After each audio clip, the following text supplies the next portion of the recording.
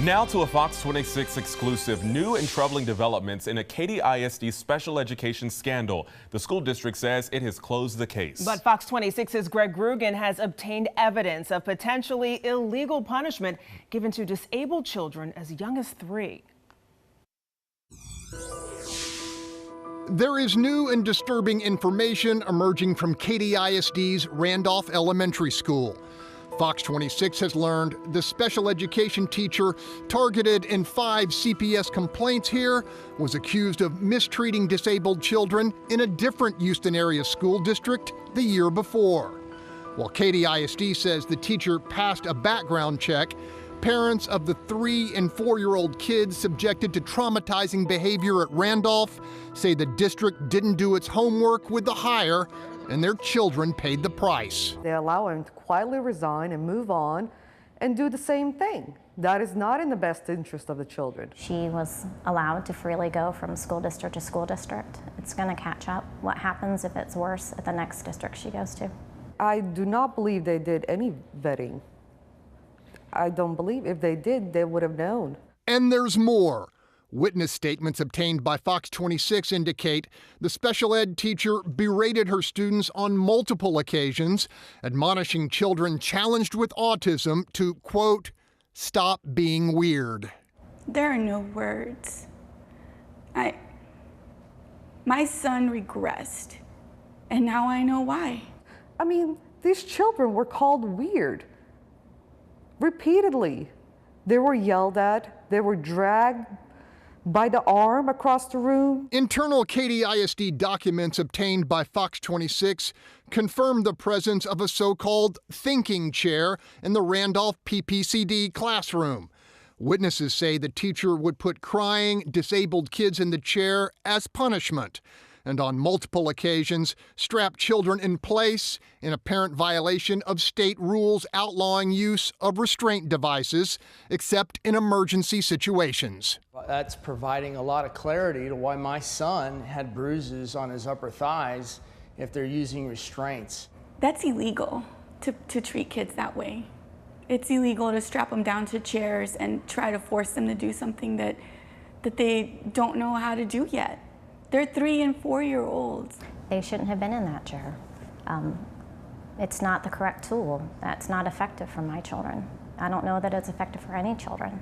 And it's sickening to know that was occurring in that classroom. While admitting the children were subject to inappropriate educational techniques, Katy ISD continues to deny that children were mistreated or that Randolph's principals failed to report potential abuse to CPS within 48 hours as required by law. I know school just ended. Right.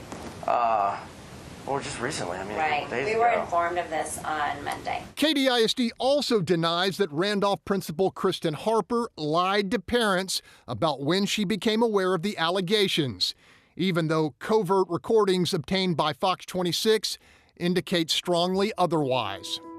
Completely and deeply disturbing that nobody even acknowledges that that's an issue. To date, 96 days after Katy ISD closed its investigation, none of the Randolph special ed families we've spoken to has received a police report despite multiple requests. The apparent reason? Investigators inexplicably listed none of the children by name as potential victims. In Katy, Greg Groogan, Fox 26 News.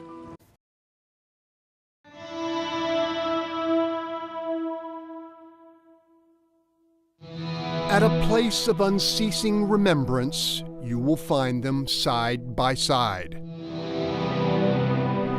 One a symbol of utter despair, a mechanism of mass removal to unspeakable, premeditated human slaughter. And then there is the other, a vessel humble yet sublime. In the hands of those who stood against hate, her signature voyage offered an aching world a measure of decency and selfless courage. It's a difficult thing to talk about. So much evil, you know.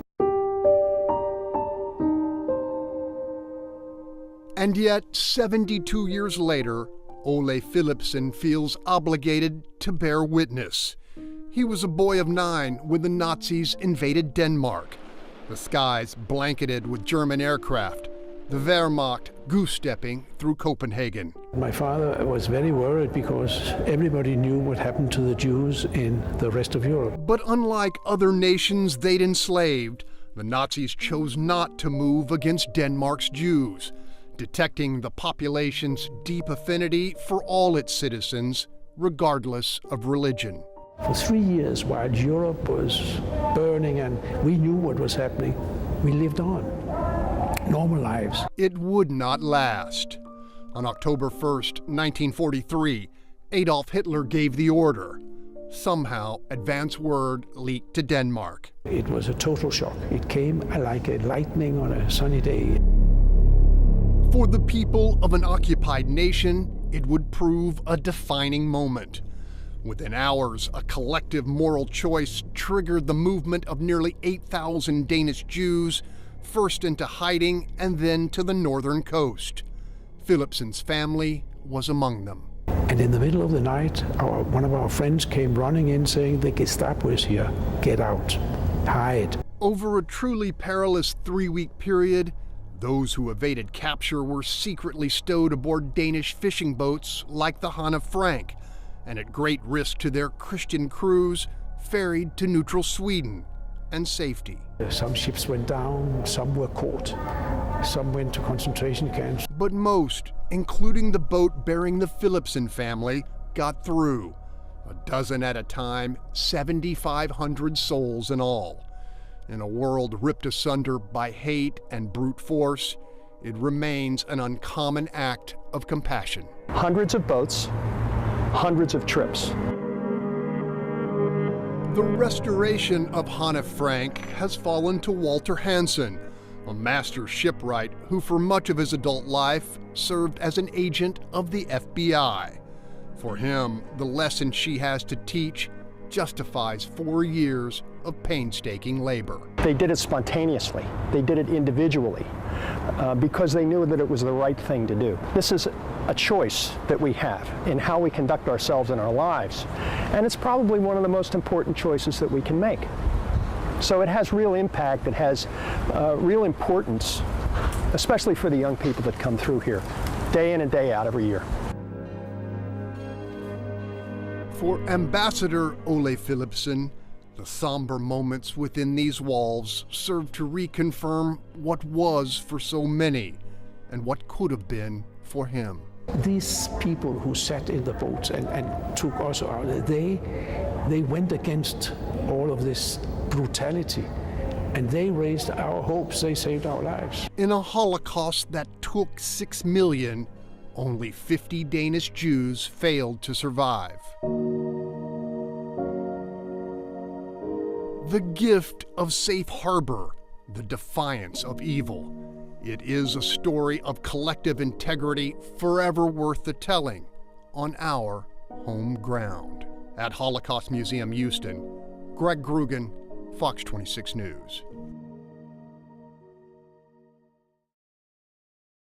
I'm certain we can all agree that removing the waste pits from our community. In the community we call Highlands, you can see it on their faces. Folks who've been sick and tired for far too long. I'm devastated.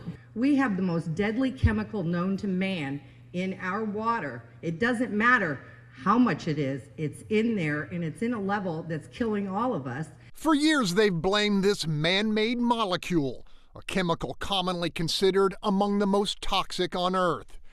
More than a half-century ago, the dioxin waste was dumped by the ton into pits and then deserted along the San Jacinto River, openly exposed to decades of flooding and powerful storms. A gigantic pile of poison embedded in the worst possible place, at the mouth of a river on the cusp of a fertile bay. If we're interested in protecting the community health and property of our residents, we should clean that site up. That's a no-brainer. Much of the dump and the waste within it is now submerged beneath water constantly flowing south to the seafood-producing Gulf. Here's some serious food for thought. A particle of dioxin much smaller than the tip of this pen is enough to trigger lethal disease in a human being. Now consider there's more than 500 million pounds of the contaminated material buried just beyond that gate.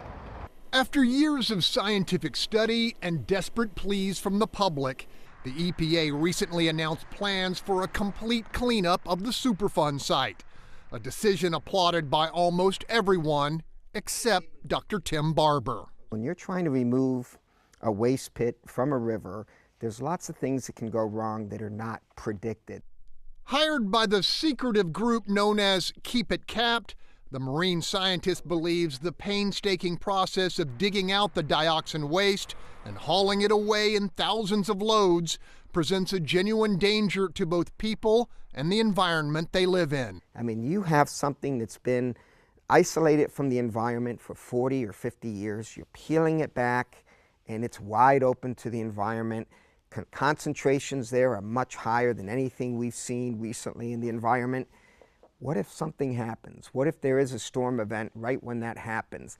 The catastrophic component is what really concerns me. Better and safer, says Barber, to leave the dioxin where it is and then bury it beneath 3 feet of solid concrete. A permanent tomb for an environmental menace that will stay deadly for 7 more centuries. Will you have a monument to the industrial age when people were not as sensitive to proper disposal techniques? Yes. But many who fought for a cleanup are calling Barber's recommendation a scare tactic and believe cutting-edge engineering techniques will keep more than 99% of the dioxin waste from escaping. They're going to isolate the river or the water body from the site by building berms or dams, coffer dams. You just basically isolate it, and that's just using best management practices. Then you remove it. And if you look again at the faces, you'll find it's risk those who've been sick and tired too long are willing to take. They see the dioxin dump as a relentless tumor tormenting their community, and they want the cancer cut out. On the San Jacinto, Greg Groogan, Fox 26 News.